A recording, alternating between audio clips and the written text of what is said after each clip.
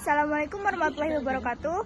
Kami dari kelompok 3 akan menjelaskan tentang Kamelut Pergantian Kekuasaan. Dengan saya Faridna Zulfi. Saya Kayla Pinta. Saya Sani Auliarida. Saya Aika Miftaujana. Saya Hesur Amanah. Saya Nabila Abdillah. Saya Ahdan Saki Akila. Mari kita tonton videonya.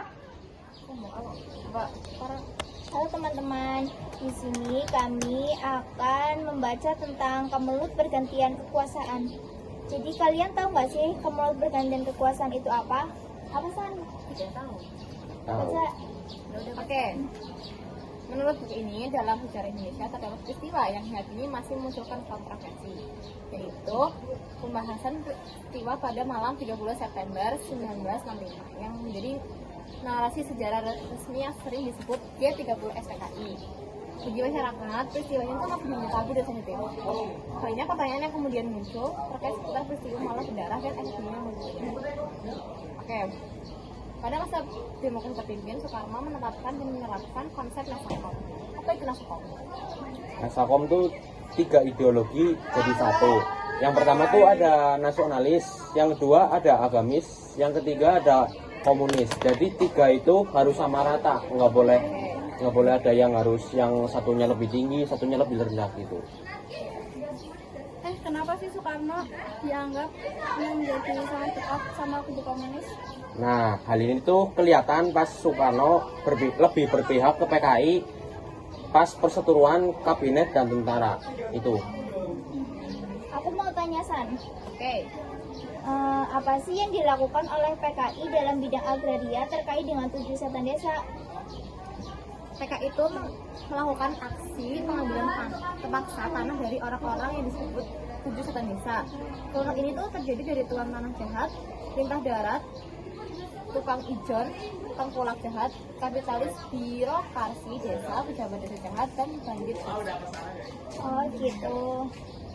Aku mau tanya dong, kalau teori tentang gerakan 30 September itu ada apa aja ya?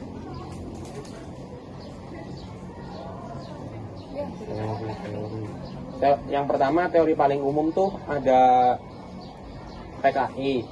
Hal ini tuh dikemukain sama Nugroho Noto Susanto dan Ismail Saleh dalam bukunya yang judulnya Tragedi Nasional, Percobaan KUB G30 September PKI di Indonesia.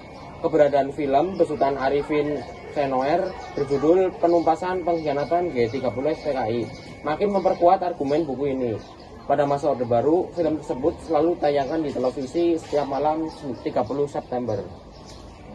Yang kedua itu dari karyanya Ben Anderson berjudul Preliminary Analysis of the October 1, 1965 Cup in Indonesia. Itu nyampein kalau G30 SPKI itu peristiwa yang asalnya dari persoalan di kalangan angkatan darat sendiri gitu. Yang selanjutnya itu ada teori dari Geoffrey Robinson dalam bukunya The Killing Season, A History of the Indonesian Massacres 1965 until 1966 yang diterjemahin ke bahasa Indonesia yang judulnya jadi Musim Penjagal, Sejarah Pembunuhan Massal di Indonesia 1965 sampai 1966. Seperti itu. Mau tanya lagi, mengapa peristiwa G30 SPKI masih diperdebatkan hingga saat ini? Peristiwa G30 SPKI masih diperdebatkan karena ada berbagai teori tentang siapa dalang utama di baliknya. Berpendapat juga bahwa versi resmi menyalahkan PKI, tapi sejarawan lain berpendapat bahwa konflik internal di Angkatan Darat juga berperan. Faktor politik dan pengaruh internasional membuat narasi tetap terjadi. Bagaimana sih peran mahasiswa dan organisasi masyarakat pada tahun 1966 terkait kebijakan Soekarno? Nah, jadi pada tahun 1966 mahasiswa dan berbagai organisasi masyarakat, termasuk kami, memainkan peran penting dalam menekan Soekarno untuk membubarkan PKI.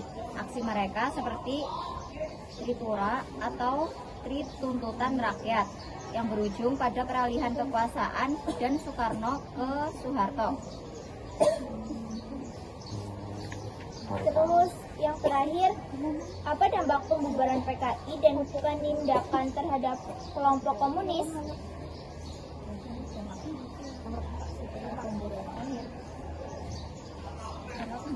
Apa dampaknya?